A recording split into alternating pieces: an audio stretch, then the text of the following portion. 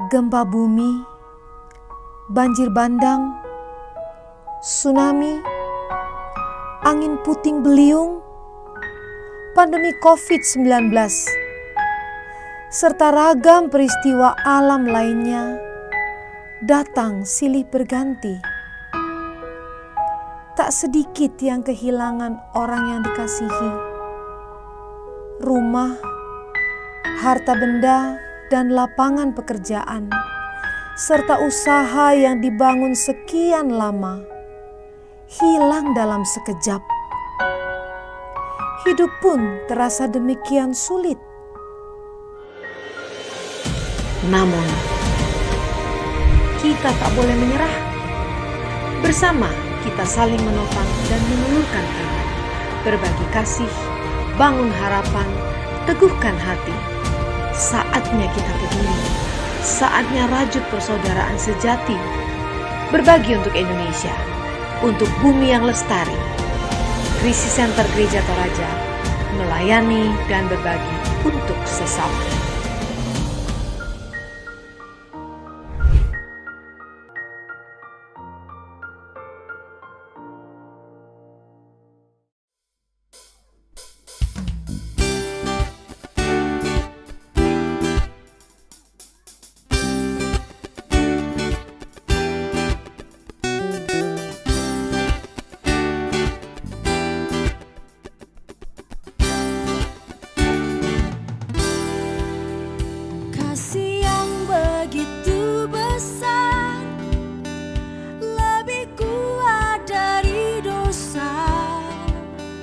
Kasih yang menemukanku, selamatkan dan pulihkanku. Ku naikkan syukurku, ku tak akan berhenti memuji, meninggikan namamu selalu, menari, memuliakanmu. Dibebaskan, dibangkitkan, hidup yang kau dan kini hanya untukmu.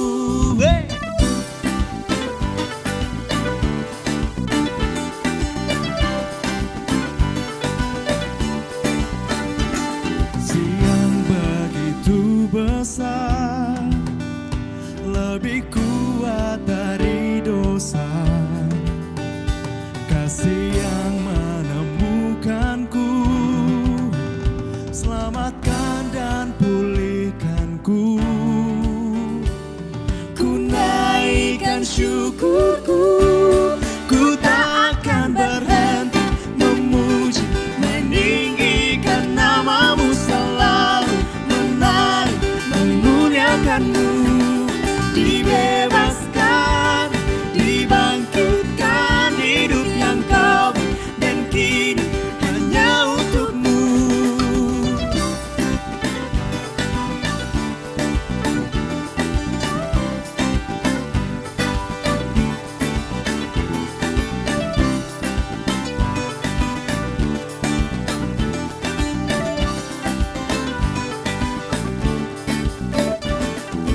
Naikkan syukurku,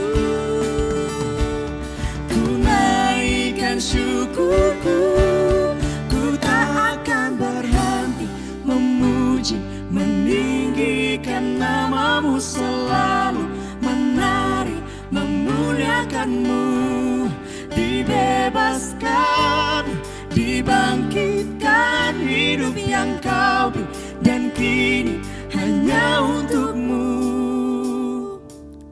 Ku tak akan berhenti memuji, meninggikan namamu selalu, menari, memuliakanmu. Dibebaskan, dibangkitkan, hidup yang kau beri dan kini hanya untukmu. Hidup yang kau beri dan kini hanya untukmu. Hidup yang kau beri dan kini hanya untukmu.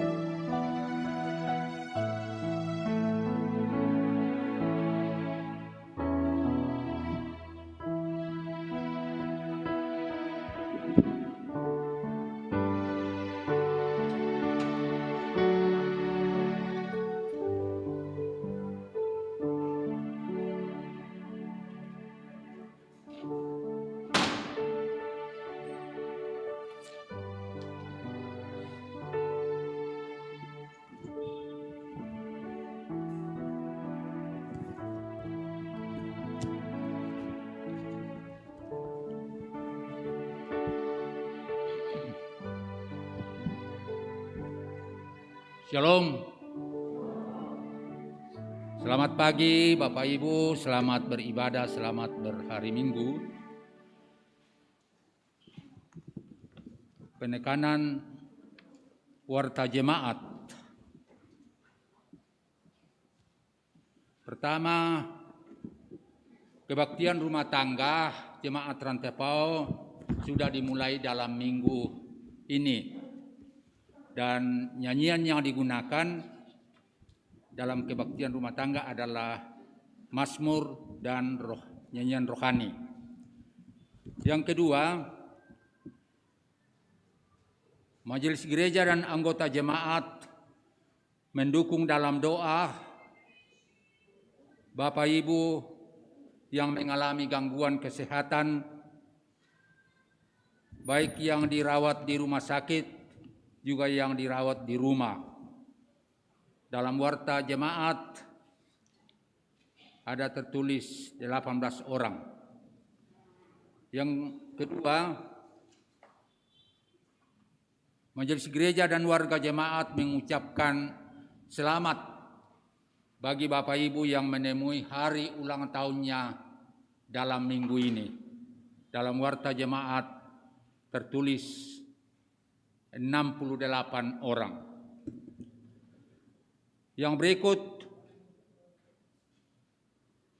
kegiatan pelayanan usia indah atau lansia jemaat Rantepao sudah dimulai dan pelayanan posyandu, kebaktian dan pelayanan posyandu akan dimulai pada hari Rabu tanggal 17 Maret 2021. Yang berikut berita PWGT Jemaat Rantepao.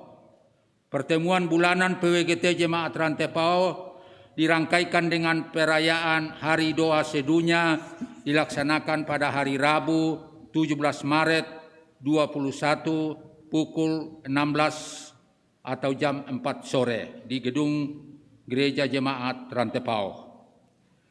Yang berikut berita Persekutuan Kaum Bapa Gereja Toraja Jemaat Rantepao.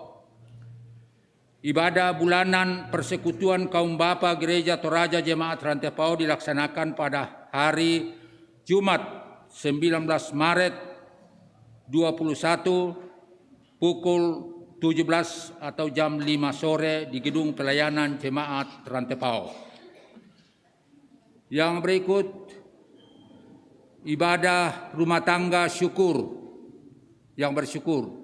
1. Keluarga Diaken Martina Temadaun di kelompok pelayanan 6 dilaksanakan pada hari Kamis 11 Maret 21 pukul 11.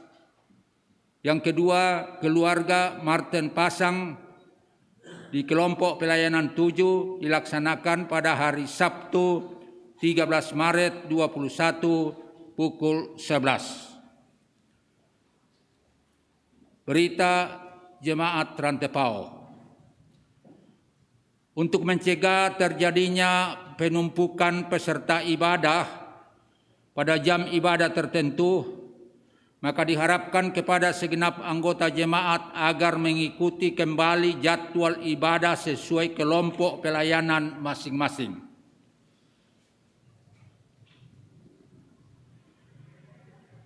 Yang kedua, memperhatikan adanya peningkatan kasus COVID-19 di Toraja Utara, maka diharapkan bagi anggota jemaat yang baru dan beberapa hari tiba dari perantauan dan juga anggota jemaat yang merasa diri kurang sehat dianjurkan beribadah dari rumah masing-masing dengan mengikuti live streaming melalui akun YouTube Solideo Rantepao Channel dan Radio Solideo FM.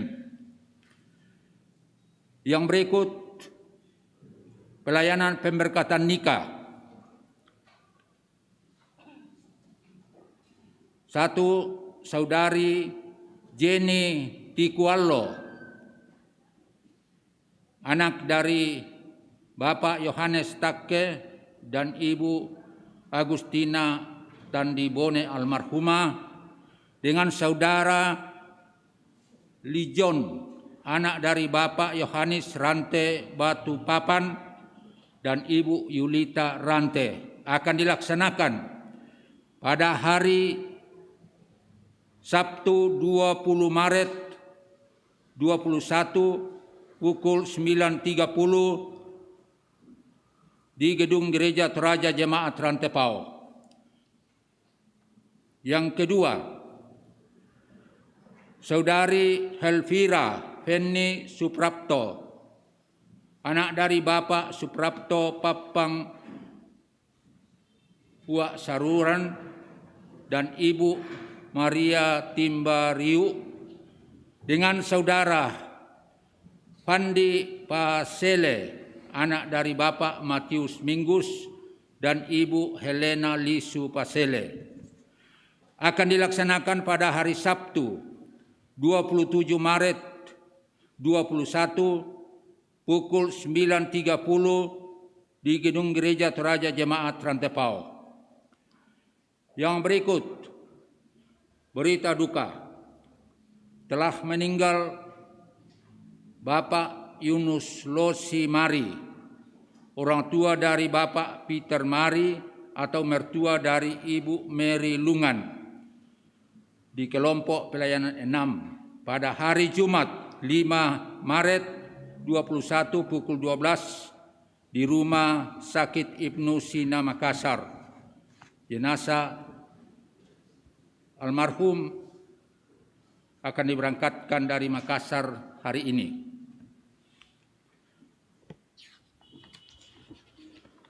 Yang berikut sebagai tambahan warta jemaat, yaitu penerimaan siswa baru di SMA Kristen Rantepao. Nanti ditempel di kantor gereja untuk dilihat persyaratannya. Yang terakhir, sepanjang ibadah diharapkan kita tetap memakai masker atau mengikuti protokol kesehatan.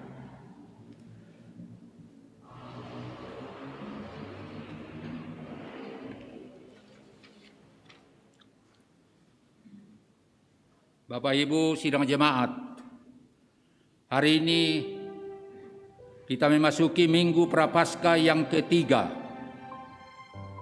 saat di mana kita terus menghayati, mengingat, dan merenungkan karya pengorbanan Tuhan Yesus bagi kita umat-Nya.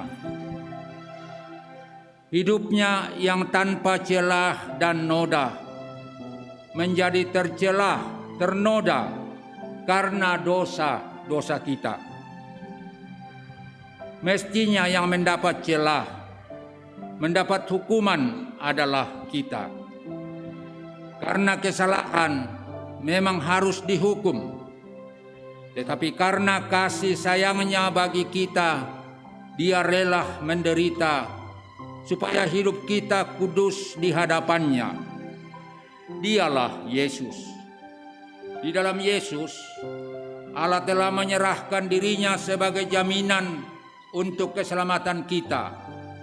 Bahwa sekalipun kita berada dalam lumpur dosa, Dia tetap memberikan kesempatan kepada kita untuk menghidupkan pertobatan agar hidup kita tidak binasa, melainkan kudus di hadapannya.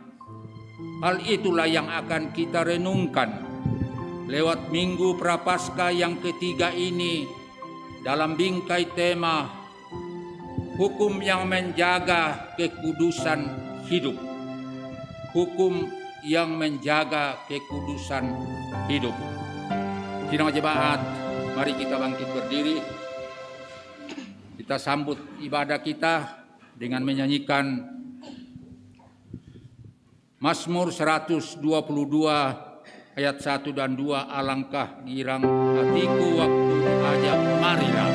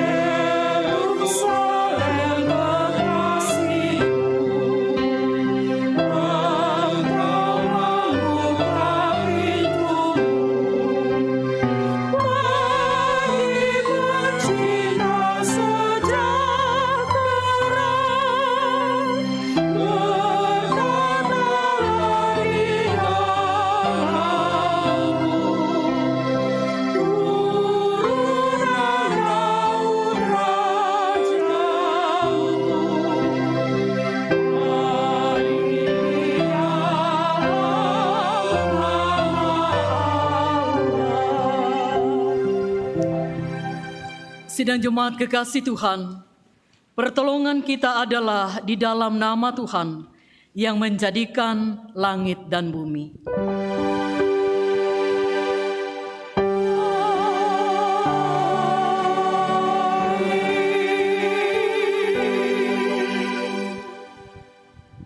Kasih karunia dan damai sejahtera Allah, Bapa kita, dan dari Tuhan Yesus Kristus menyertai kamu.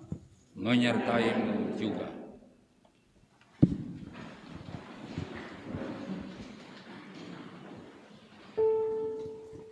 Marilah dengan hati yang rendah kita datang di hadapan Tuhan, mengakui segala dosa dan pelanggaran yang kita lakukan, baik melalui tutur kata, perbuatan,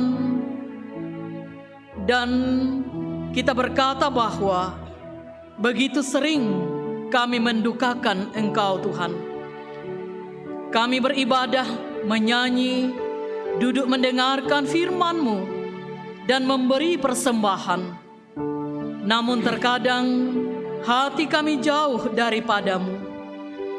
Kami mengaminkan titah-titah-Mu, namun sering kekejian yang menguasai pikiran dan hati kami. Ajarlah kami Tuhan, untuk sungguh-sungguh berpaut kepadamu.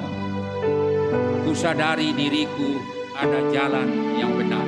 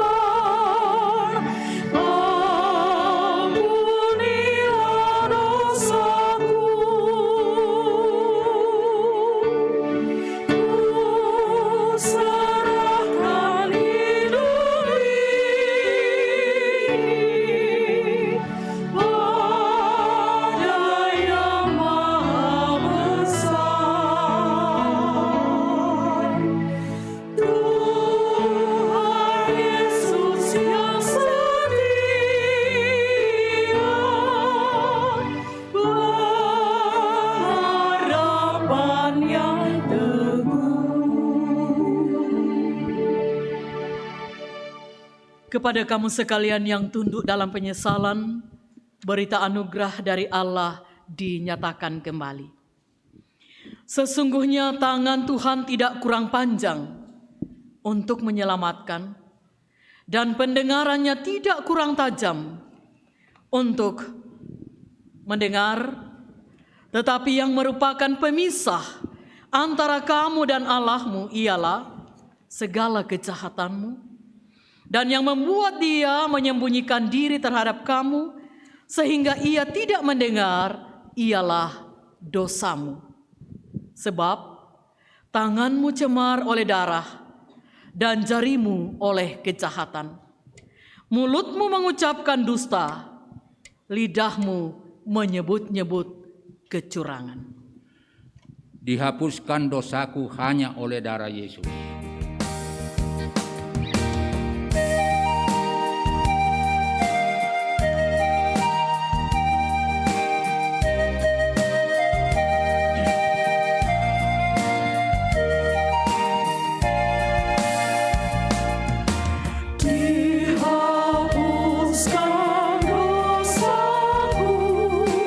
Hanya oleh darah Yesus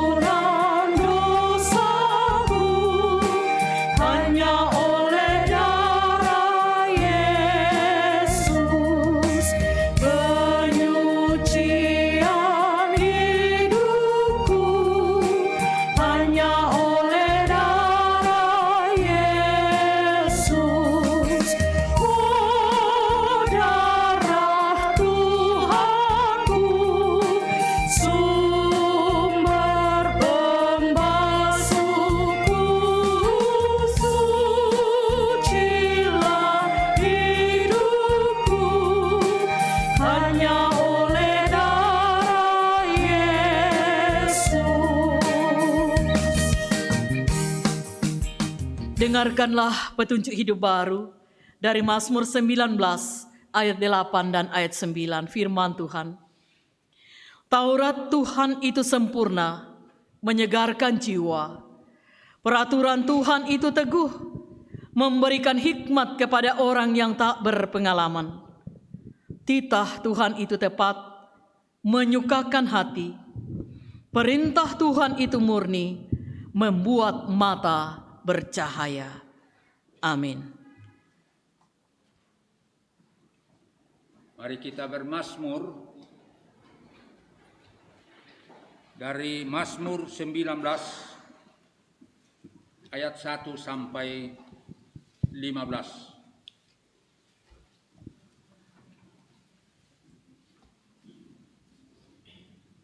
Mazmur 19 ayat 1 sampai 15. Kemuliaan Tuhan dalam pekerjaan tangannya dan dalam Tauratnya. Untuk pemimpin biduan Mazmur Daud. Langit menceritakan kemuliaan Allah Dan cakrawala memberitakan pekerjaan tangannya. Hari meneruskan berita itu kepada hari, Dan malam menyampaikan pengetahuan itu kepada malam. tidak ada berita dan tidak ada kata, Suara mereka tidak terdengar, tetapi gemah mereka terpencar ke seluruh dunia. dan perkataan mereka sampai ke ujung bumi. Ia memasang kemah di langit untuk matahari, Yang keluar bagaikan pengantin laki-laki yang keluar dari kamarnya. Girang bagaikan pahlawan yang hendak melakukan perjalanannya. dari ujung langit ia terbit, Dan ia beredar sampai ke ujung yang lain. Tidak ada yang terlindung dari panas sinarnya. Taurat Tuhan itu sempurna, Menyegarkan jiwa, peraturan Tuhan itu teguh, memberikan hikmat kepada orang yang tak berpengalaman, titah Tuhan itu tepat, menyukakan hati, perintah Tuhan itu murni, membuat mata bercahaya, takut akan Tuhan itu suci, tetap ada untuk selamanya, hukum-hukum Tuhan itu benar, adil semuanya, lebih indah daripada emas, bahkan daripada banyak emas tua, dan lebih manis daripada madu. bahkan daripada madu tetesan dari sarang lebah. Lagi pula hambamu diperingatkan oleh semuanya itu, Dan orang yang berpegang padanya mendapat upah yang besar. siapakah yang dapat mengetahui kesesatan? Bebaskanlah aku dari apa yang tidak kusadari. Lindungilah hambamu juga terhadap orang yang kurang ajar, Janganlah mereka menguasai aku, maka aku menjadi tak bercelah. dan bebas dari pelanggaran besar. Mudah-mudahan engkau berkenan akan Ucapan mulutku dan renungan hatiku, ya Tuhan, gunung batuku dan penebusku. amin.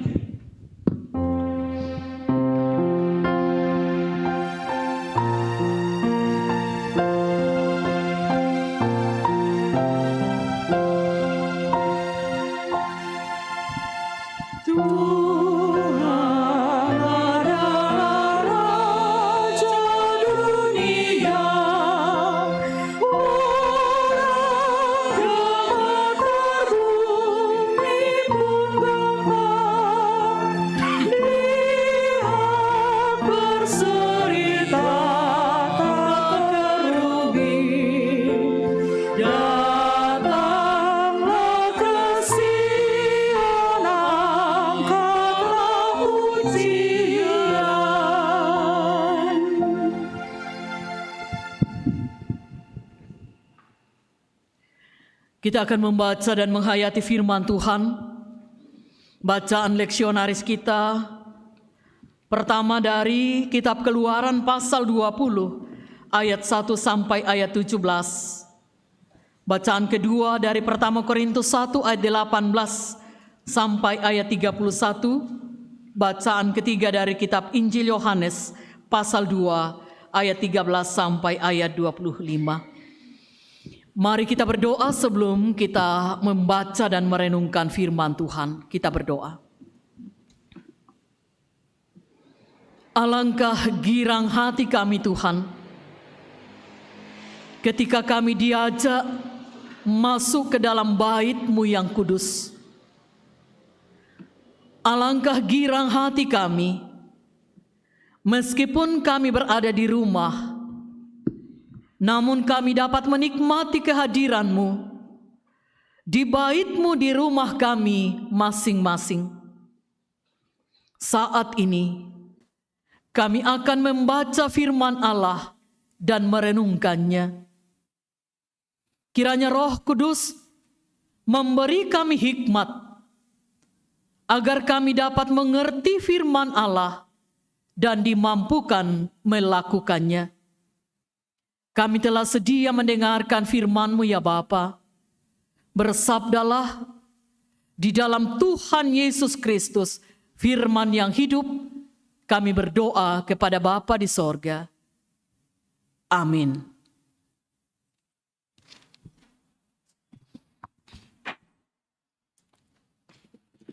Keluaran pasal 20 ayat 1 sampai 17. Ke-10 firman. Lalu Allah mengucapkan segala firman ini. Akulah Tuhan Allahmu yang membawa engkau keluar dari tanah Mesir, dari tempat perbudakan. Jangan ada padamu Allah lain di hadapanku. Jangan membuat bagimu patung yang menyerupai apapun yang ada di langit di atas, atau yang ada di bumi di bawah, atau yang ada di dalam air di bawah bumi. Jangan sujud menyembah kepadanya atau beribadah kepadanya, sebab aku, Tuhan Allahmu, adalah Allah yang cemburu, yang membalaskan kesalahan bapa kepada anak-anaknya, kepada keturunan ketiga dan keempat dari orang-orang yang membenci aku, tetapi aku menunjukkan kasih setia kepada beribu-ribu orang, yaitu mereka yang mengasihi aku dan yang berpegang pada perintah-perintahku. Jangan menyebut nama Tuhan Allahmu dengan sembarangan, sebab Tuhan akan memandang bersalah orang yang menyebut namanya dengan sembarangan. Ingatlah dan kuduskanlah hari Sabat. 6 hari lamanya engkau akan bekerja dan melakukan segala pekerjaanmu, tetapi hari ke-7 adalah hari Sabat Tuhan Allahmu. Maka jangan melakukan sesuatu pekerjaan, engkau atau anakmu laki-laki, atau anakmu perempuan, atau hambamu laki-laki, atau hambamu perempuan, atau hewanmu, atau orang asing yang di tempat kediamanmu. Sebab 6 hari lamanya Tuhan menjadikan langit dan bumi, laut, dan segala isinya, dan ia berhenti pada hari ke-7. Itulah sebabnya Tuhan memberkati hari Sabat dan menguduskannya. Hormatilah ayahmu dan ibumu, supaya lanjut umurmu di tanah yang diberikan Tuhan Allahmu kepadamu. Jangan membunuh, jangan berzina, jangan mencuri, jangan mengucapkan saksi dusta tentang sesamamu. Jangan mengingini rumah sesamamu, jangan mengingini istrinya, atau hambanya laki-laki, atau hambanya perempuan, atau lembunya, atau keledainya, atau apapun yang dipunyai sesamamu. Amin.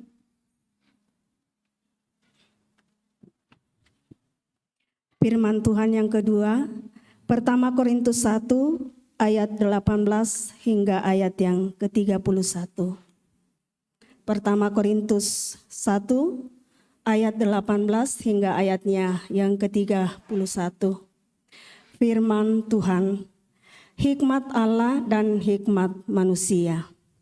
Sebab pemberitaan tentang salib memang adalah kebodohan bagi mereka yang akan binasa, tetapi bagi kita yang diselamatkan, pemberitaan itu adalah kekuatan Allah. Karena ada tertulis, aku akan membinasakan hikmat orang-orang berhikmat dan kearifan orang-orang bijak akan kulenyapkan. Di manakah orang yang berhikmat? Di manakah ahli Taurat? Di manakah pembantah dari dunia ini? Bukankah Allah telah membuat hikmat dunia ini menjadi kebodohan? Oleh karena dunia dalam hikmat Allah tidak mengenal Allah oleh hikmatnya, maka Allah berkenan menyelamatkan mereka yang percaya oleh kebodohan pemberitaan Injil. Orang-orang Yahudi menghendaki tanda dan orang-orang Yunani mencari hikmat. Tetapi kami memberitakan Kristus yang disalibkan, untuk orang-orang Yahudi suatu batu sandungan, dan untuk orang-orang bukan Yahudi di suatu kebodohan. Tetapi untuk mereka yang dipanggil, baik orang Yahudi maupun orang bukan Yahudi, Kristus adalah kekuatan Allah dan hikmat Allah. Sebab yang bodoh dari Allah lebih besar hikmatnya daripada manusia, dan yang lemah dari Allah lebih kuat daripada manusia. Ingat saja, saudara-saudara, bagaimana keadaan kamu ketika kamu dipanggil menurut ukuran manusia. Tidak banyak orang yang bijak, tidak banyak orang yang berpengaruh, tidak banyak orang yang terpandang. Tetapi apa yang bodoh bagi dunia, dipilih Allah untuk memalukan orang-orang yang berhikmat. Dan apa yang lemah bagi dunia, dipilih Allah untuk memalukan apa yang kuat. Dan apa yang tidak terpandang dan yang hina bagi dunia, dipilih Allah. Bahkan apa yang tidak berarti, dipilih Allah untuk meniadakan apa yang berarti, supaya jangan ada seorang manusia pun yang memegahkan diri di hadapan Allah. Tetapi oleh Dia kamu berada dalam Kristus Yesus, yang oleh Allah telah menjadi hikmat bagi kita. Ia membenarkan dan menguduskan dan menebus kita. Karena itu, seperti ada tertulis, barang siapa yang bermegah, hendaklah ia bermegah di dalam Tuhan. Amin, firman Tuhan.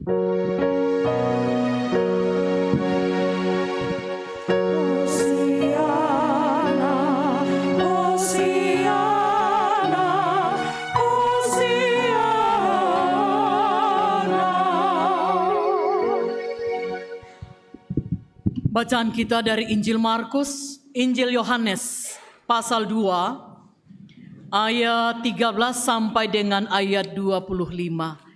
Injil Yohanes pasal 2, ayat 13 sampai ayat 25. Firman Tuhan, Yesus menyucikan bait Allah. Ketika hari raya Paskah orang Yahudi sudah dekat, Yesus berangkat ke Yerusalem. Dalam bait suci didapatinya pedagang-pedagang lembu, kambing domba, dan merpati, dan penukar-penukar uang duduk di situ. Ia membuat cambuk dari tali, lalu mengusir mereka semua dari bait suci dengan semua kambing domba dan lembu mereka.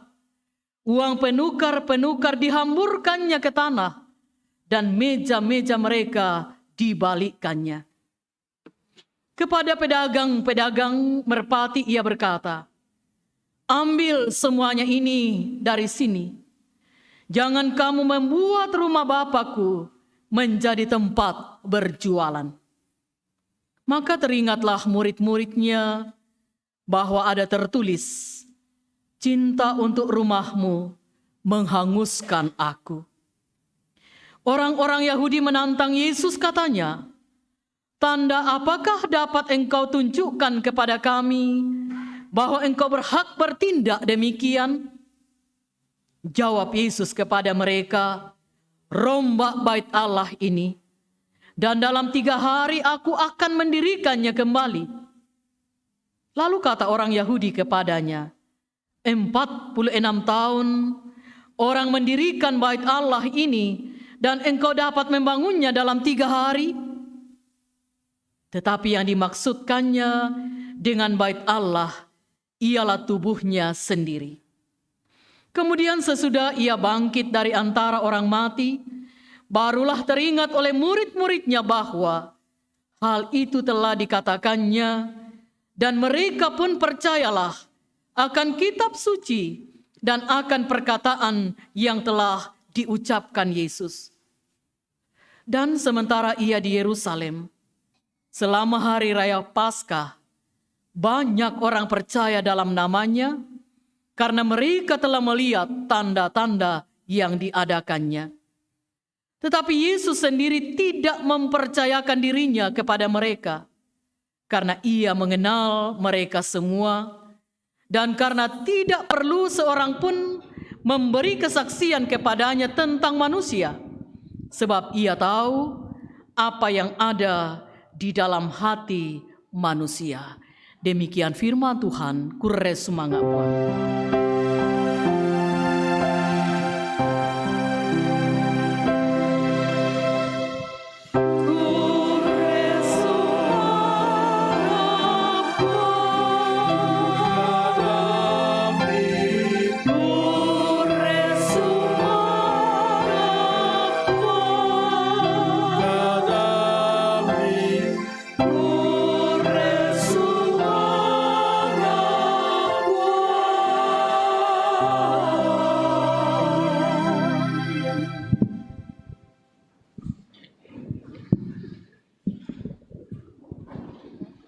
Ibu bapak, saudara-saudara yang sama diberkati Tuhan, salam sehat untuk kita sekalian. Ada sukacita kita bisa berjumpa baik secara langsung di dalam bait Allah dan juga dengan live di rumah masing-masing atau di tempat di mana kita merasa nyaman untuk beribadah kepada Tuhan. Hari ini kita diperhadapkan dengan satu tema, hukum yang menjaga kekudusan hidup. Hukum yang menjaga kekudusan hidup. Kalau kita membaca di dalam Kamus Umum Bahasa Indonesia, hukum itu artinya aturan. Hukum itu adalah adat yang secara resmi dianggap mengikat. Itu hukum. Aturan, adat yang secara resmi mengikat, karena kalau ada pelanggaran adat, maka konsekuensinya memang berat. Kalau orang Toraja, kalau ada pelanggaran adat itu harus masuru, ya, di Sontunubai. Kalau ada pelanggaran adat. Kita akan berbicara secara khusus tentang hukum dalam pengertian firman Allah, aturan atau perintah Allah. Perintah Allah. Kalau berbicara tentang hukum, tentu saja dimaksudkan supaya ada keteraturan hidup. Ada ketertiban dan supaya semuanya tidak kemudian menjadi berantakan atau amburadul. Hukum ada bukan supaya kita menemukan orang-orang yang melanggar, tetapi supaya ditaati agar tidak terjadi pelanggaran. Itu sisi positifnya. Sederhananya saja, kita membawa hukum ini dalam istilah aturan, karena itu juga dalam bahasa Indonesia. Hukum sama dengan aturan. Di masa pandemi COVID-19 ini, ada aturan main yang kemudian mengikat kita secara global. Tidak hanya di saat kita beribadah. Kalau dulu tidak demikian adanya. Aturannya ialah kita ibadah 5 kali misalnya untuk jemaat Rantepao. Tidak pernah diatur lagi yang lansia, yang kurang sehat, yang anak-anak, yang rentan supaya mengikuti ibadah dari rumah saja. Itu tidak diatur dulu. Sehingga kalau mereka datang, itu tidak melanggar hukum. Ada yang sudah panas luar biasa tapi mereka tidak merasa nyaman untuk tinggal di rumah. Karena belum ada live dulu ya. Mereka datang di gereja. Dan kita tidak mengatakan ini melanggar protokol. Karena belum ada aturan waktu itu. Sekarang ada aturan main baru. Terkait dengan kondisi yang sedang kita hadapi, maka dibuatlah aturan. Aturan ini dimaksudkan supaya kita bisa mentaatinya, agar dari waktu ke waktu, penyebaran pandemi COVID-19 ini tidak semakin naik grafiknya, tetapi kita berharap semakin melandai, semakin berkurang dari waktu ke waktu. Ya, untuk sementara banyak orang sekarang sudah mulai hidup dalam euforia sedikit. Merasa senang dan mengatakan kelihatannya sudah tidak ada berita tentang COVID itu semakin bertambah. Dalam cerita-cerita dalam pertemuan dengan teman-teman kami sering mengatakan untuk kita daerah Toraja Utara, sepertinya yang lebih harus kita waspadai ialah kasus bunuh diri. Ya, karena ini semakin meningkat, bahkan boleh dikatakan mewabah. Dari mulai anak-anak sampai kepada orang tua, tapi lebih banyak orang muda. Ada aturan main yang mengikat kita.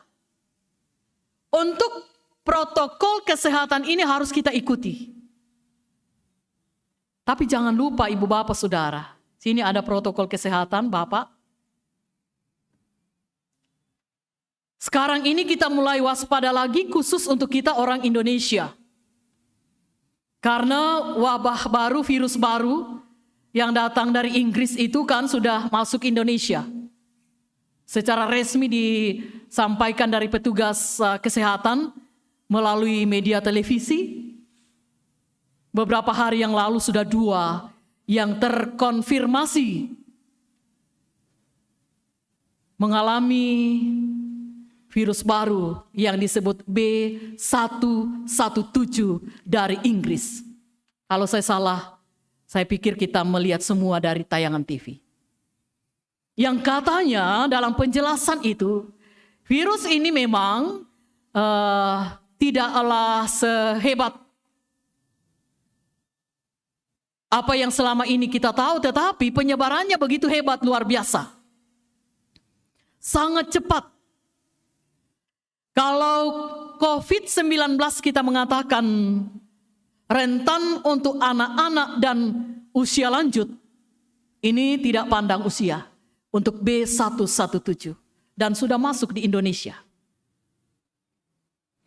Jadi kita tidak boleh lengah bahwa pandemi COVID-19 atau virus corona sudah mulai melandai. Lalu karena kelengahan kita, sedikit-sedikit kita sudah mulai buka masker. Kalau kita bercerita, maaf kalau saya buka masker di sini, harapan saya kan kita agak jauh. Kita mulai merasa tidak nyaman kalau kita tidak berkerumun. Padahal kita tidak mengantisipasi tamu baru yang datang. Yaitulah B117. Aturan main tetap harus kita tegakkan, jaga jarak, cuci tangan, jaga imun, dan perkuat iman. Tidak hanya itu yang mengikat. Tetapi bahwa di sekolah ada aturan main, ada tata tertib siswa. Di kampus, di kantor, di rumah sakit, di pasar, bahkan di rumah sekalipun ada aturan yang mengikat kita. Seperti apa sederhananya? Di rumah seorang suami, aturannya ialah dia yang harus menjadi kepala keluarga. Begitu kan? Tidak bisa diputarbalikkan dan mengatakan, saya tahu aturan begitu, tetapi aturan main saya adalah istri yang harus menjadi kepala keluarga. Enggak. Aturannya ialah suami yang menjadi kepala. Anak-anak perannya apa? Ya kita harus memposisikan diri sebagai anak. Yang harus menghargai orang tua kita. Menghormati orang tua kita. Dalam bahasa ibu, dipangke tu indo ambeta. Dan tidak boleh diputar balikkan aturan ini. Bahwa orang tua lah yang harus menghormati anaknya, lampang ke iti anakna, nama lambe sunga anak tutoma tua. Tidak ada begitu.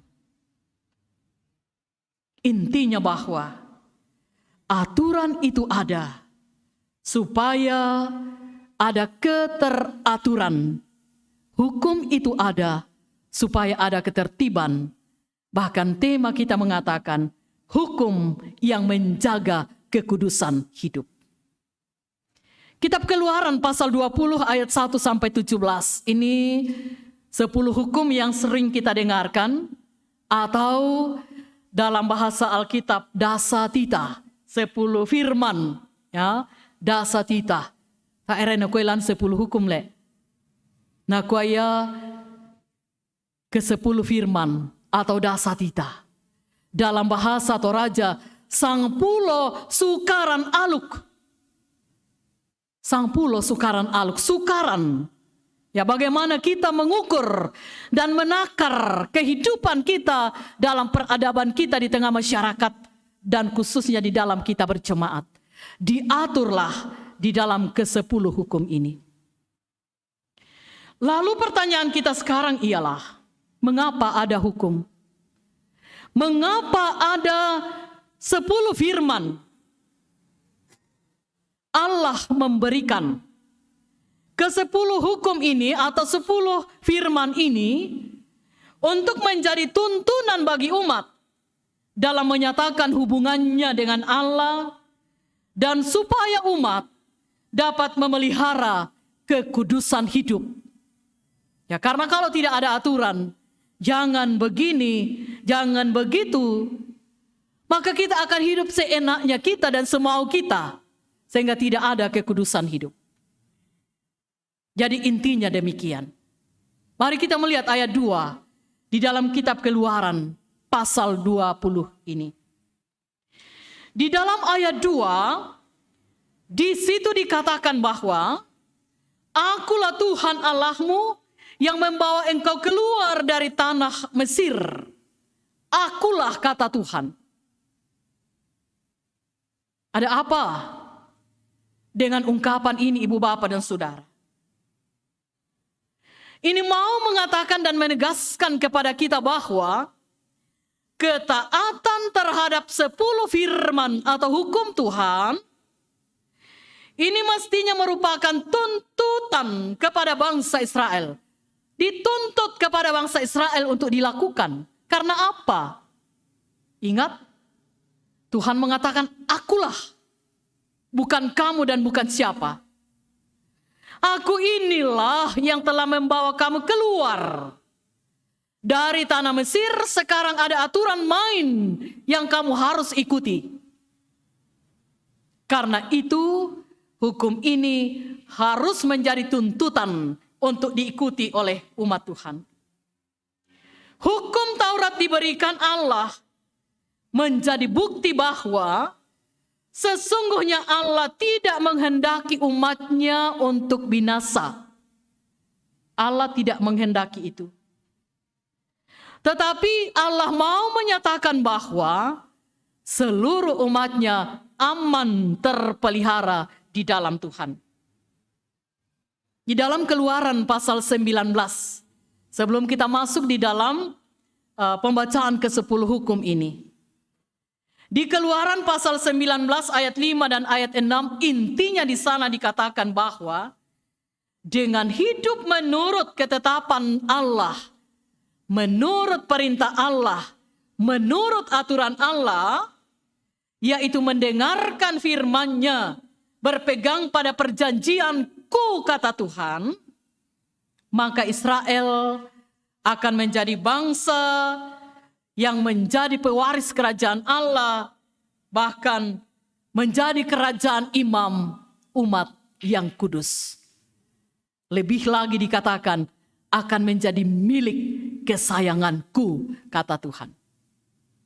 Setiap orang yang taat aturan, yang taat pada firman Allah, orang itulah yang akan menjadi pewaris dalam kerajaan Allah, umat yang kudus dan menjadi milik kesayangan Allah. Sangat jelas.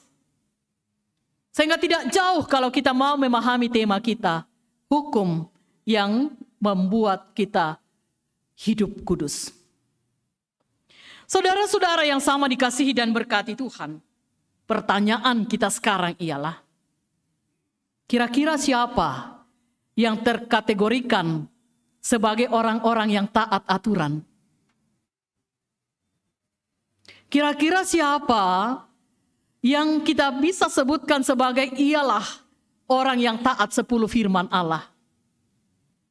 Sehingga ia berhak disebut sebagai pewaris kerajaan Allah dan ia disebut sebagai milik kesayangan Allah.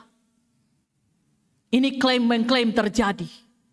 Bacaan kita yang kedua tadi, 1 Korintus pasal 1, sangat jelas di sana. Ada 2 kelompok yang mengklaim diri sebagai kamilah orang yang taat itu.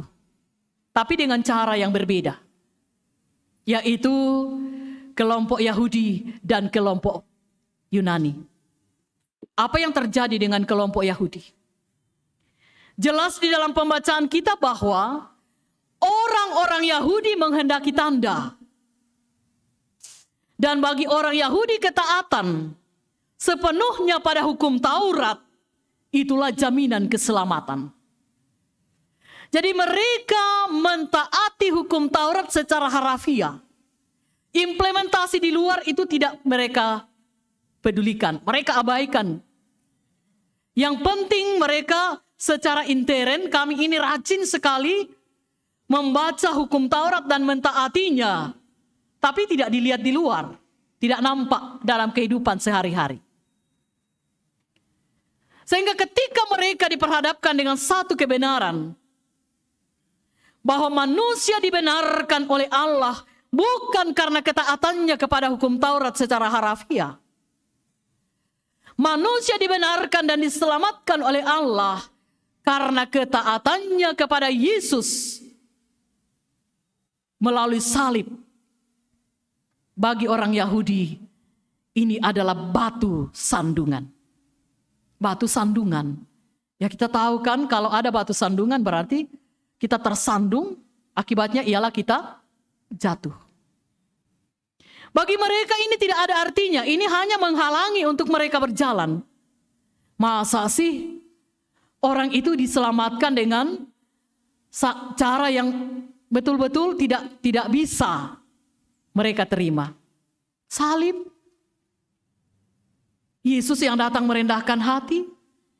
Padahal pengharapan mereka adalah pengharapan mesianis.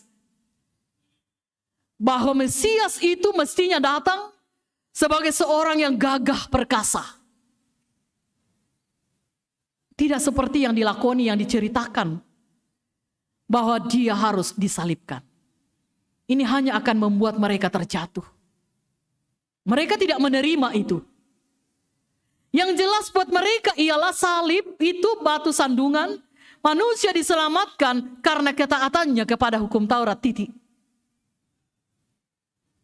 Saya mengatakan implementasinya mereka tidak pedulikan. Yang kedua, kelompok orang Yunani. Dari Yunanilah kita tahu banyak sekali ahli-ahli filsafat atau para filsuf muncul. Namanya juga ahli filsafat.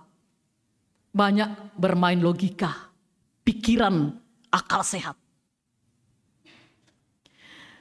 Mereka ini memiliki satu ajaran yang disebut ajaran gnostisisme, gnostik atau pengetahuan. Segala sesuatu dinalar dari sisi pengetahuan. Termasuk firman Allah dicoba dinalar untuk dimengerti dengan akal sehat mereka, pikiran dan tidak melibatkan hati. Karena itu bagi orang-orang Yunani, keselamatan adalah sesuatu yang masuk akal, yang logis. 1 Korintus mengatakan, kepada mereka dikatakan, keselamatan itu adalah di dalam Kristus melalui salibnya. Orang Yunani mengatakan, toh bagaimana ya tulah bisa patongan itu? Ini adalah kebodohan bagi orang Yunani. Karena manalah mungkin manusia itu bisa diselamatkan dengan cara yang hina. Anak Allah sudah di tempat tinggi, ia meninggalkan tahta kemuliaannya masuk ke dalam dunia dengan sangat sederhana, tidak punya tempat, padahal katanya ia adalah pemilik dunia ini. Tempat membaringkan kepalanya saja tidak ada, kata firman Tuhan.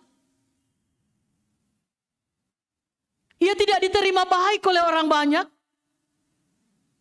Ia dihina, ia disiksa, dia dicemooh, dia diludahi. Ia menderita. Bahkan ia disalibkan lebih dari penjahat-penjahat. Dan ia mati. Orang-orang yang mempergunakan akal sehatnya, logikanya saja, tidak melibatkan hati dalam hubungannya dengan Tuhan, memang hal ini adalah bodoh. Kita berhenti sampai di sini, Ibu Bapak dan Saudara. Adakah kita berada di antara dua kelompok ini? Yang mau mengatakan yang penting kami mengikuti aturan hukum Taurat. Orang lain kami tidak mau peduli. Yang penting kami ke gereja. Hubungan dengan orang lain urusan pribadi. Atau buat saya sudah bosan mendengarkan khotbah-khotbah. Rasa-rasanya semakin ke depan semakin tidak masuk akal saya. Tak ebang mo kuna tama tanga aku tikadan na puang matua. Salako na lendo ya pudan na tetantangan. Na di ko ya ko mamatoto ko milan puang sabak den jalan keluar lan puang. Bahwa Tuhan memberikan kamu, Tuhan tidak akan pernah membiarkan kamu dicobai melampaui apa yang kamu bisa tanggung. Kenapa ini pencobaan? Bahkan kita sudah mati. Apalagi? Banyak orang mulai mundur dari keberimanannya kepada Tuhan. Karena tantangan demi tantangan semakin hebat dihadapi. Tapi saya percaya tidak di antara kita. Tidak ada. Kita tidak bermain logika untuk firman Allah. Tapi kita pakai hati kita. Karena itu kalau kita mau membaca firman Allah, kuasai hati kami dengan Roh Kudus-Mu, ya Tuhan.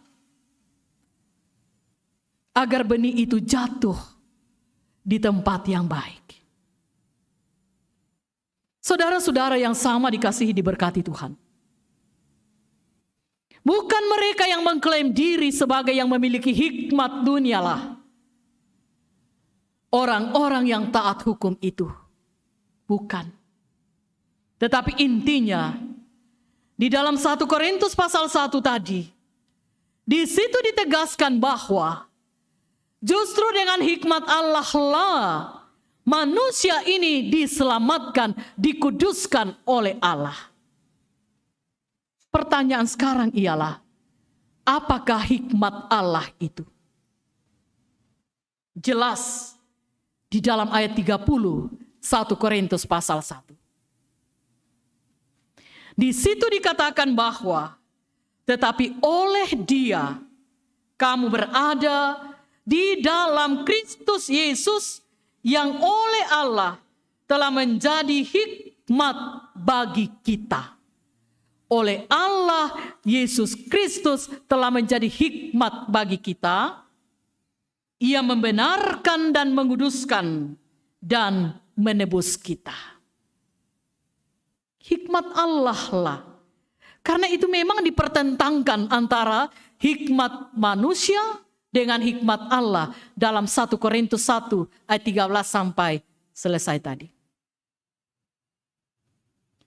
Penting untuk kita tahu bahwa hikmat Allah itu pada intinya berada di dalam Kristus Yesus. Dan karena itu Yesuslah yang menyelamatkan kita, bukan karena kita. Dalam Efesus 2 ayat 8 dan 9, firman Tuhan di situ mengatakan, karena kasih karunia Allah kamu diselamatkan oleh iman. Itu bukan perbuatanmu, itu bukan hasil usahamu. Jangan ada orang yang memegahkan diri, jangan.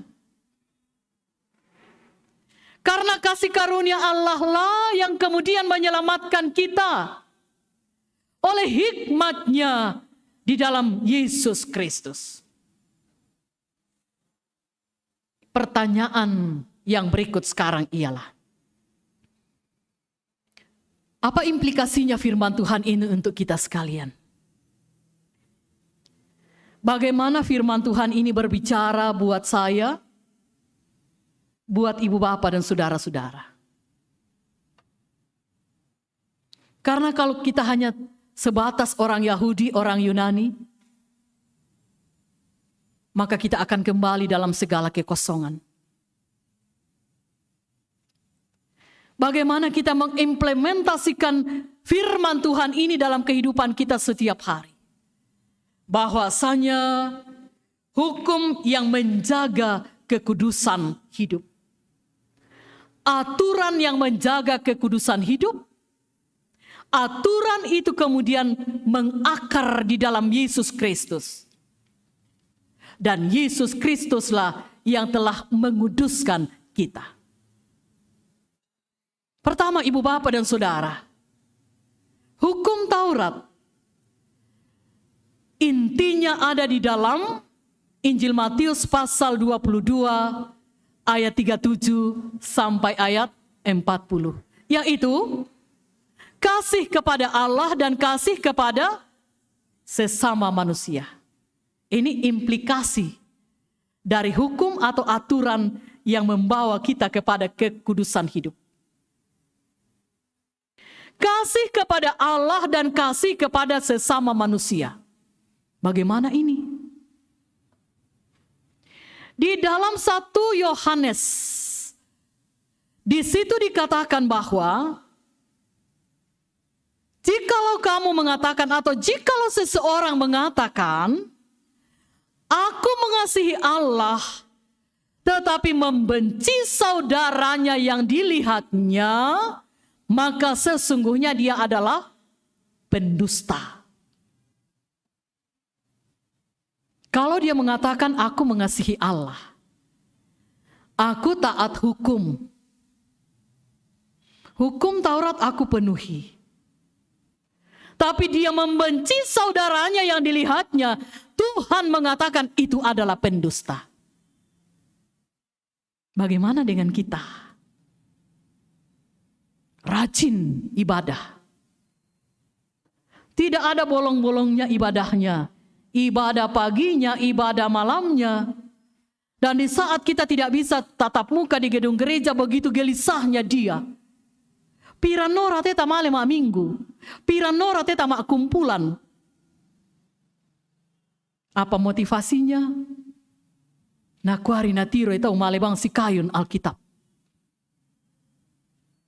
Padahal ia memiliki banyak orang yang menjadi musuhnya. Tuhan mengatakan, "Toma apakena toma ale si kayun Alkitab." Adakah kita seperti itu? Yesus memberikan penegasan kaitan dengan ibadah. Dalam Injil Matius mengatakan, jikalau engkau masuk ke dalam bait Allah untuk memberikan persembahan, lalu engkau teringat sesuatu terhadap saudaramu, tinggalkan persembahanmu itu, kembalilah dulu berdamai dengan mereka, lalu pulang untuk memberikan persembahan. Banyak orang hanya ingin mencari nama, Sabu narina ku tahu julu kampung. Yang penting melapa-lapa sabu na. Todak malem ba persembahan pada bang perudak terong. Pasitongan na. Dendo yang mapa ari ina tuto na tampe di banua. Sang banuan na. Siya budak patu tahu napa di. Yesus mengingatkan, tidak ada artinya persembahan itu kalau hati ini belum berdamai dengan Allah. Karena kita sedang melakukannya dalam seluruh dusta atau kebohongan di hadapan Tuhan. Sebab itu Injil Yohanes yang merupakan pembacaan kita tadi penting untuk kita menguduskan diri kita. Penting untuk kita menguduskan bait Allah. Dalam Korintus dikatakan bahwa bait Allah itu adalah kamu. Kita ini adalah bait Tuhan. Kalau bait Allah dalam pengertian gedung gereja pada waktu itu sudah dipakai salah oleh orang banyak. Dipakai sebagai tempat berjualan, tukar menukar uang, mencari untung di dalamnya. Yesus datang memutar balikkan semuanya itu. Merombak semuanya itu. Melalui pengorbanannya di atas kayu salib. Terkadang kita lupa untuk menjaga kekudusan ini. Entah itu melalui tutur kata kita, sikap kita, di dalam keluarga kita, di dalam pertemanan kita, di dalam pergaulan kita, dan di seluruh aspek kehidupan kita. Nasihat firman Tuhan di dalam Injil Yohanes tadi sangat tegas. Kita mengingat bagaimana Yesus mengorbankan dirinya supaya kita ini tidak binasa, melainkan supaya kita beroleh hidup yang kekal. Inilah yang harus kita maknai dalam implementasi kehidupan. Bahwa saya, ibu bapak dan saudara-saudara dan semua orang, bahkan dunia ini telah diselamatkan oleh Allah. Tanggung jawab kita ialah memelihara kekudusan itu. Tidak hanya hubungan kita dengan Allah, tetapi dengan sesama dan termasuk kepada alam sekitar ini. Sebab apa? Di Kejadian pasal 1, Allah mengamanatkan kepada kita tanggung jawab sebagai manusia yang telah diberikan akal budi untuk tetap memelihara ciptaan Allah yang dalam Kejadian 1 ayat 31 dikatakan sungguh amat baik. Sehingga kita tidak melihat secara sederhana kalau ada ketidakteraturan, ada sampah di mana-mana. Kita melihat itu sebagai tugasnya itu mak parenta tu nala.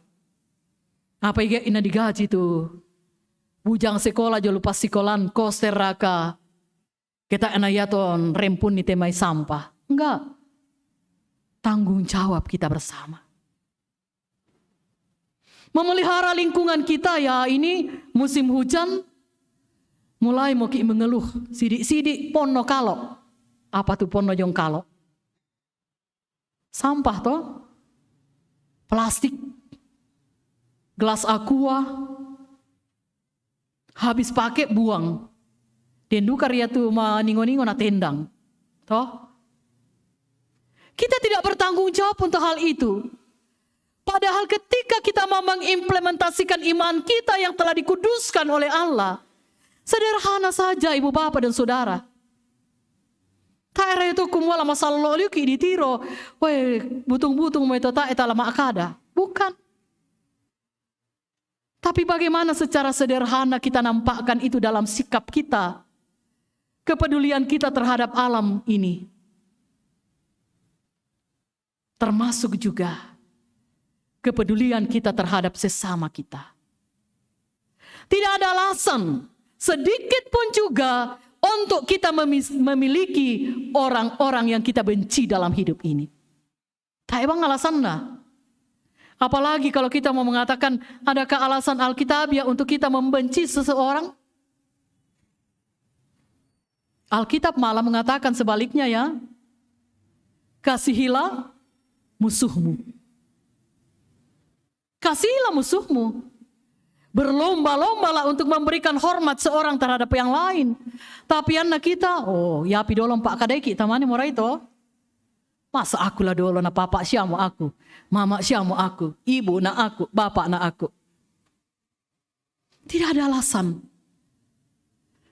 Orang bijak mengatakan memiliki satu orang musuh itu sangat banyak. Tetapi memiliki 1000 teman itu sangat kurang, sedikit sekali. Kesang saabur itu temanta. Si dikrito. Tapi mimisa ari tu totang di sikadamakan lantai katuan. Di kuanang Buddha liu ya toh, sabak idealnya harus tidak ada. Itu logikanya. Mestinya tak ya tahu lah di tangan di siporaian lantai katuan. Sabak tak liu alasan. Yesus telah mendamaikan dirinya dengan kita, kan? Dan proses pendamaian itu dikerjakan dengan sangat sederhana dan luar biasa. Ia memberikan kita keteladanan, turun takhta, tidak cari aman, tidak cari nama, dan tidak ego dalam hidupnya.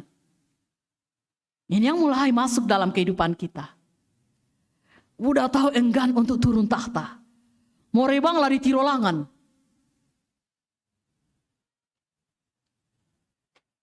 Menjadi teguran untuk kita sekalian. Udah tahu morebang di sanga, ya pia. Yang mau na biasa na po lelian ba atu na paningon-ingon tau na ko ada arimitanan bang kamiri. Akuri. Kita harus meninggalkan semua itu. Kita berdamai dengan Tuhan. Implementasinya kepada sesama. Karena kalau tidak, berarti kita diklaim oleh Allah sebagai pendusta. Kita menjalani kehidupan penuh dengan tantangan. Tidak hanya di rumah, tidak hanya dalam persekutuan, dan tantangan itu multikompleks yang bisa saja membuat iman kita goyah, termasuk sakit penyakit. Kadang membuat kesabaran kita mulai berkurang. Tapi ingat janji Tuhan. Justru dalam kelemahanmu lah kuasaku menjadi sempurna. Ketika Paulus mengatakan, aduh Tuhan, pergumulan ini bagaikan duri dalam dagingku. Ada tantangan dari luar, ada tantangan dari dalam. Seperti duri dalam daging. Tapi Tuhan mengatakan kepadanya, anakku cukup kasih karuniaku bagimu. Karena justru dalam kelemahanmu lah, dalam pergumulanmu lah, dalam tantanganmu lah, kuasaku menjadi sempurna. Apa yang mau dikatakan di sini? Ketika kita sudah dikuduskan melalui aturan Tuhan, kita mentaati aturan itu, berarti kita menunggu bagaimana Tuhan akan bertindak untuk terus memberkati kita, meskipun tantangan demi tantangan masih harus kita hadapi dalam kehidupan ini. Percaya bahwa kasih Tuhan tidak akan pernah berubah dulu, kini, dan selamanya. Dan satu hal yang Tuhan minta, 1 Petrus 1 ayat 16, kuduslah kamu sebab aku kudus. Haleluya. Amin.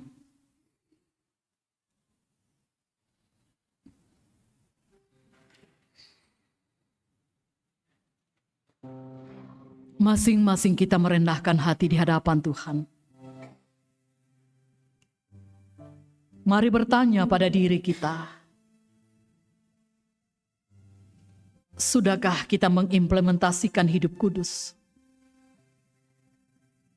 di setiap kehidupan kita dan kepada semua makhluk, termasuk kepada alam ini dan kepada sesama. Kiranya Roh Kudus memampukan kita untuk terus hidup kudus, karena Yesus yang kita percaya adalah kudus adanya. Dalam kekudusan itu, mari menghadap Tuhan. Kita berdoa bersama sebagaimana doa yang Yesus ajarkan, yaitu doa Bapa kami. Kita berdoa. Bapa kami yang di sorga, dikuduskanlah namamu, datanglah kerajaanmu, jadilah kehendakmu di bumi seperti di sorga. Berikanlah kami pada hari ini makanan kami yang secukupnya, dan ampunilah kami akan kesalahan kami, seperti kami juga mengampuni orang yang bersalah kepada kami. Dan janganlah membawa kami ke dalam pencobaan, tetapi lepaskanlah kami daripada yang jahat, karena Engkaulah yang mempunyai kerajaan dan kuasa dan kemuliaan sampai selama-lamanya. Amin. Mari bersama kita akan mengucapkan pengakuan iman rasuli dalam posisi berdiri, bersama dengan semua orang di semua tempat dan dari segala abad. Masing-masing kita berkata sebagai berikut. Aku percaya kepada Allah, Bapa yang Maha Kuasa, Khalik langit dan bumi, dan kepada Yesus Kristus, anaknya yang tunggal Tuhan kita, yang dikandung daripada Roh Kudus, lahir dari anak darah Maria, yang menderita di bawah pemerintahan Pontius Pilatus, disalibkan, mati dan dikuburkan, turun ke dalam kerajaan maut. Pada hari yang ketiga, bangkit pula dari antara orang mati, naik ke sorga, duduk di sebelah kanan Allah, Bapa yang Maha Kuasa, dan akan datang dari sana untuk menghakimi orang yang hidup dan yang mati. Aku percaya kepada Roh Kudus, gereja yang kudus dan am, persekutuan orang kudus, pengampunan dosa, kebangkitan daging, dan hidup yang kekal. Amin.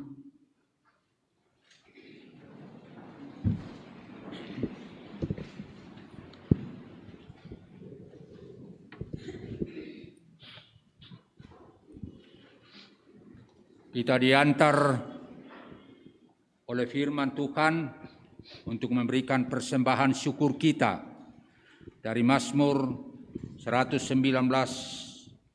ayat 7. Aku akan bersyukur kepadamu dengan hati jujur apabila aku belajar hukum-hukum-Mu yang adil. Aku bersyukur padamu.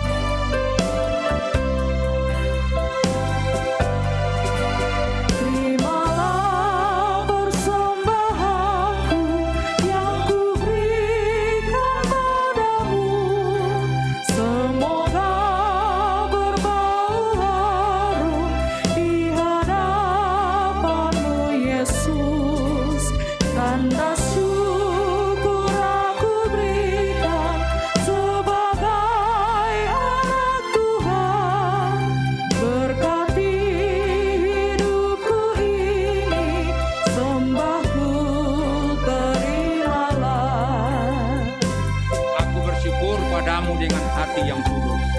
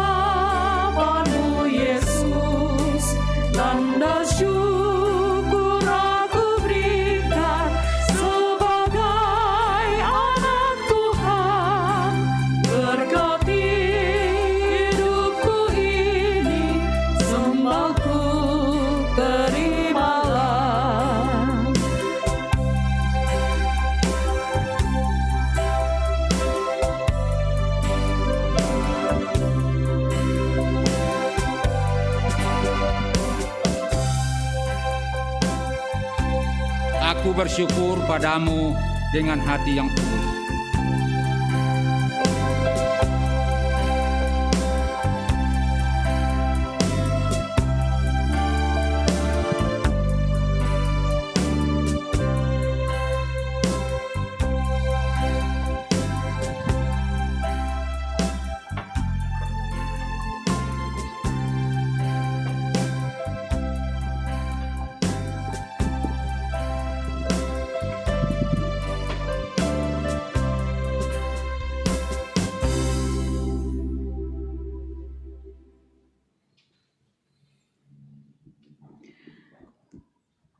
Kita akan berdoa syafaat bersama-sama.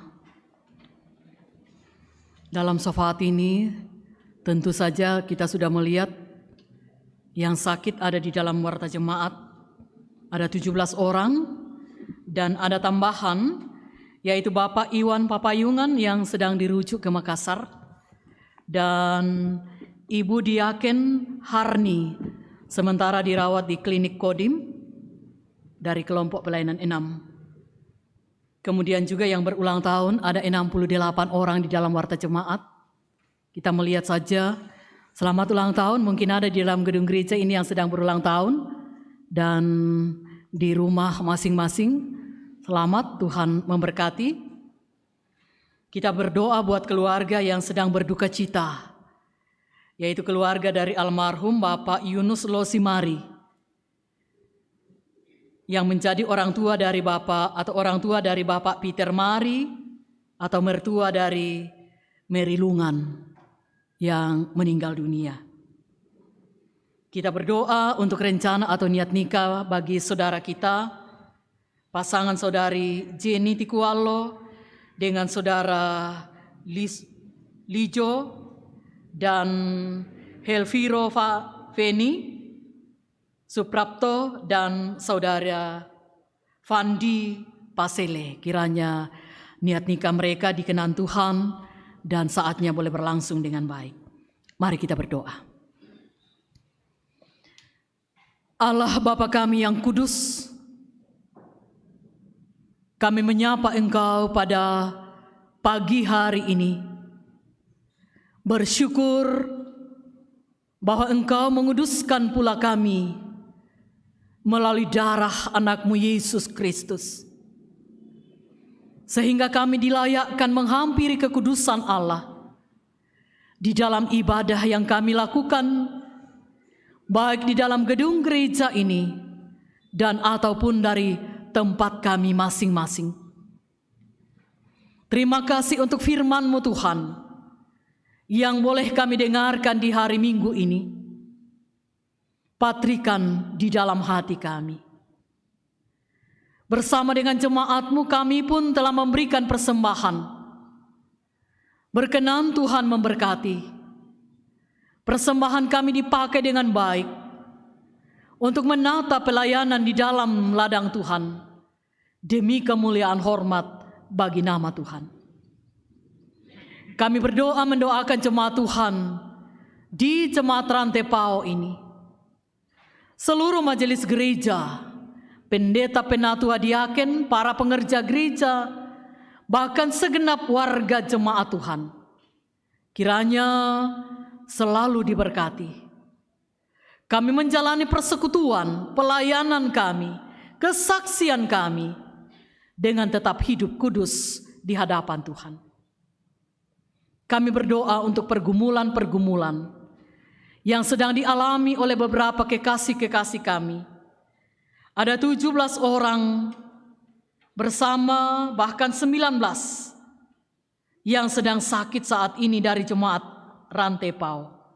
Mungkin masih ada yang tidak sempat kami dapatkan informasinya, namun sedang sakit, baik itu dirawat di rumah atau di rumah sakit.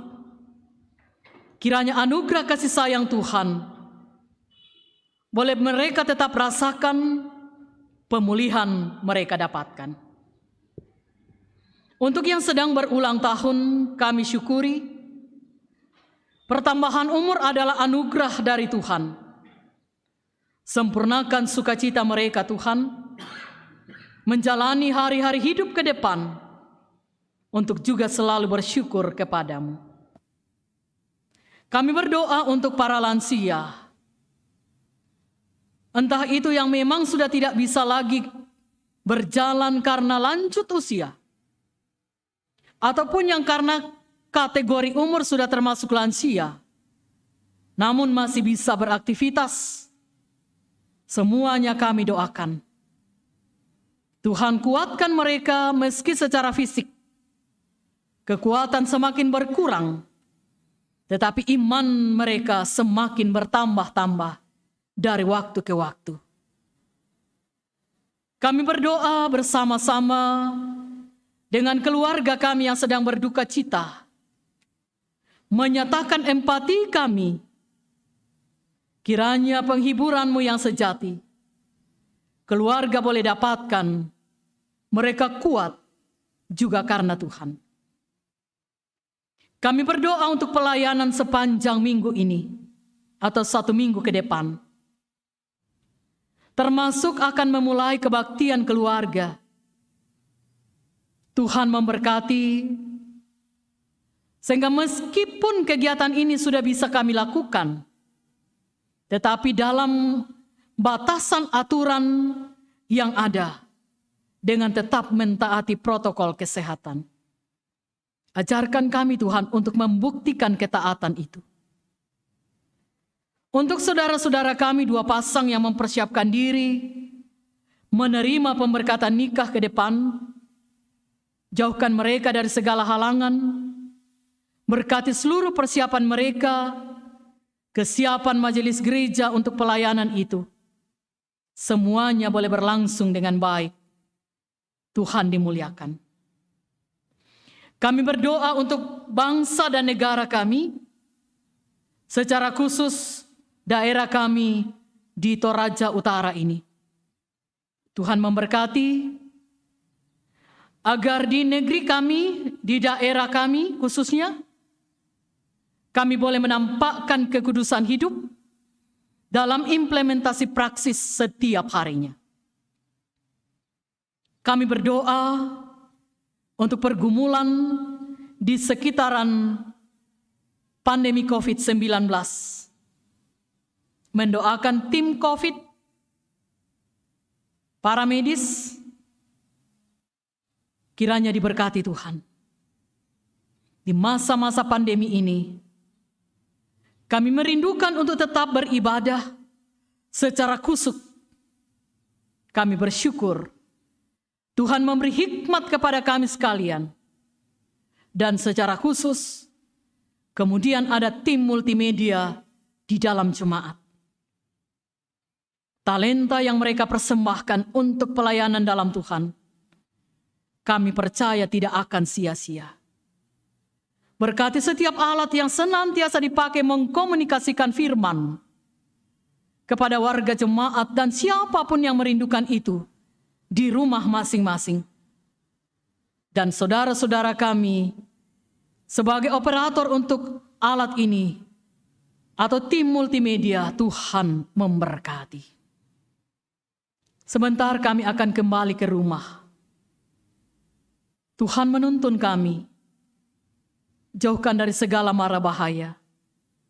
Kami boleh tiba di rumah dengan penuh selamat. Inilah kami Tuhan. Kami membuka seluruh kehidupan kami di hadapan Tuhan. Berkenan Tuhan, dengarkanlah doa kami, permohonan kami, seruan kami, syukur kami kepadamu. Semuanya kami bawa di dalam satu nama, yaitu di dalam nama Tuhan Yesus, Juru Selamat kami yang hidup. Amin. Ibu Bapak sidang jemaat, mari kita bangkit berdiri, kita sambut pengutusan dan berkat Tuhan dengan menyanyikan kasih paling agung dari Tuhan.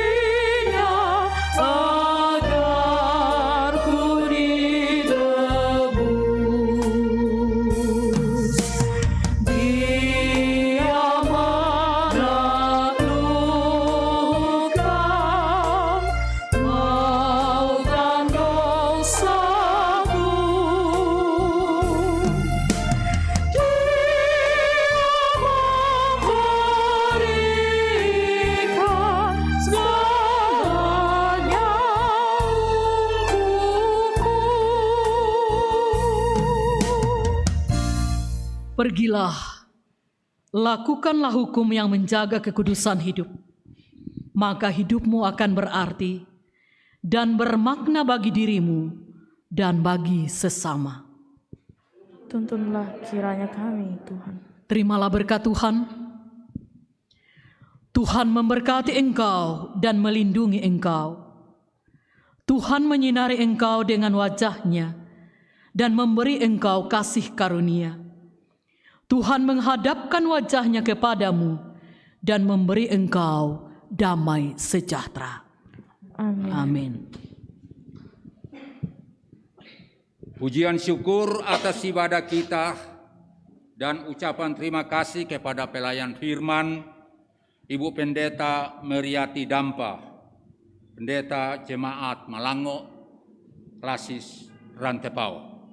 Kita nyanyikan kasih Tuhan mengiringmu dan sayapnya melindungimu.